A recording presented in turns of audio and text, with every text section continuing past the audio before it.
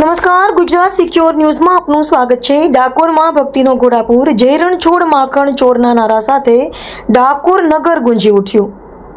રાજાધિરાજ શ્રી રણછોડરાયજીની 254મી ભવ્ય રથયાત્રા પ્રસ્થાન।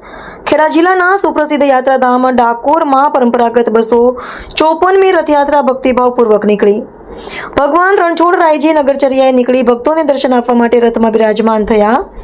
વહેલી સવારથી જ ડાકોર મંદિર પરિસરમાં લાખો શ્રદ્ધાળુઓનું ખીડિયારું ઉભરાયું। સુરક્ષા વ્યવસ્થાને ધ્યાનમાં રાખીને સમગ્ર રૂટ પર ચુસ્ત પોલીસ બંદોબસ્ત ગોઠવી દેવામાં આવ્યો છે।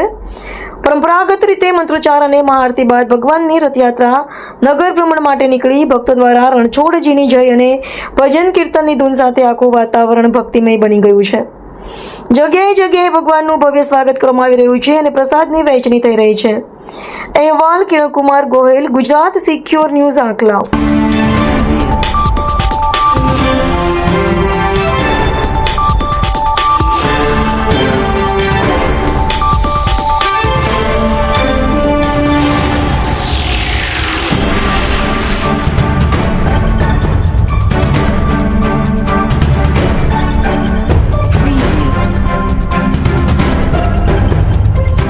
ડાકોર શ્રી રણછોડરાયજી મહારાજ મંદિર ખાતે આ 254મી રથયાત્રા ગણવામાં આવેલી છે।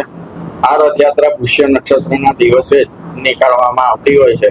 રથયાત્રા 9 વાગ્યાના અધિવાસન બાદ પરિક્રમા કર્યા બાદ 10 વાગ્યાના અરસા સુધીમાં બંને રથો એટલે કે ચાંદીનો રથ અને પિત્તળનો રથ એ બંને રથો બહાર જઈ નગરચર્યા કરશે અને ઘૂમતીની પ્રદક્ષિણા કરી આ પ્રદક્ષિણા 9 કિલોમીટર સુધીની હોય છે।